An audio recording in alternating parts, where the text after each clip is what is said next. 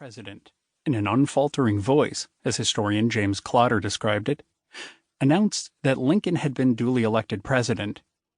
He made no other statement, but arose and marched his colleagues back to the Senate. It was the first time in American history that a vice president who had been defeated for the presidency formally ratified his rival's victory. Now, this event occurred a second time. Nixon began the electoral count, which would last for more than an hour, by announcing the tally from Alabama: 6 votes for Senator Harry Byrd, Democrat from Virginia, and 5 for John Kennedy. The vice president remarked with a grin, "The gentleman from Virginia is now in the lead for the presidency." When the tally was completed, Kennedy had received 303 electoral votes, Nixon 219, and Byrd 15. Before adjourning the joint session, Nixon, unlike Breckinridge, did not remain silent, but asked the Speaker for permission to make a brief statement in this unprecedented situation. Here Nixon misspoke. He knew of Breckinridge's precedent.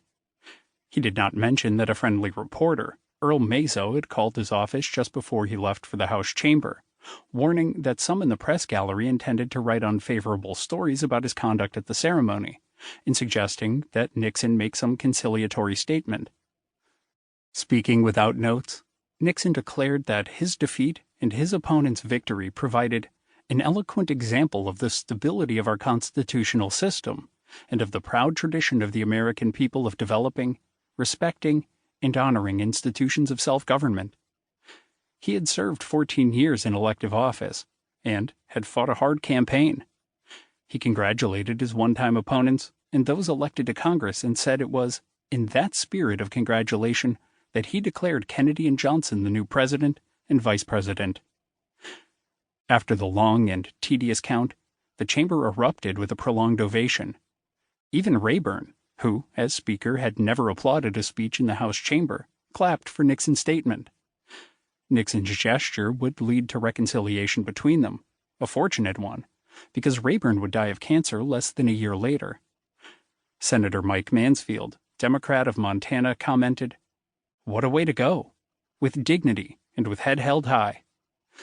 Senator Hubert Humphrey, Democrat from Minnesota, said that the vice president's remarks would go down as one of the truly historic messages. It was one filled with humility. It was a gracious and a very thoughtful pronouncement. Time magazine added that Congress and the galleries gave their ovation to a good loser who makes a gracious gesture. From the Nixon who comes down to us from many historical descriptions, this is the last thing one would expect. Given the vast number of books and articles that have been written about the election of 1960, it is remarkable how closely most authors' views follow Theodore White's The Making of the President, 1960. White established a new approach to writing about elections. His book reads like a novel, presenting an insider's view of how the races evolved from the primaries through the election night and beyond.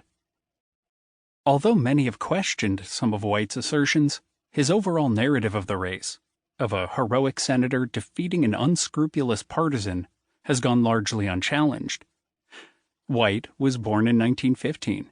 Raised in near poverty, he received an exceptional secondary education, won a scholarship to Harvard University in 1934, and graduated summa cum laude in 1938 with a major in Chinese history.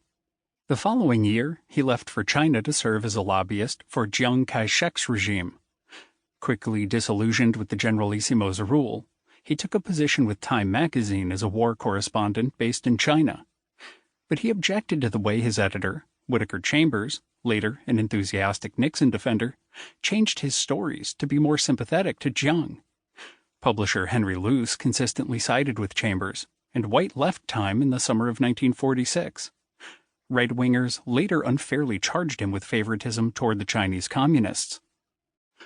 White returned to the United States in 1953, worked for several magazines, and also wrote 2 novels. Sometime in the late 1950s, he decided to write a book about the presidential election of 1960. The country was growing restless with the seeming complacency of the Eisenhower years, and many voters, he thought, were ready for a new political awakening. White wanted to work on his book full-time, without either the deadline pressure or editorial oversight that came with magazine or newspaper employment.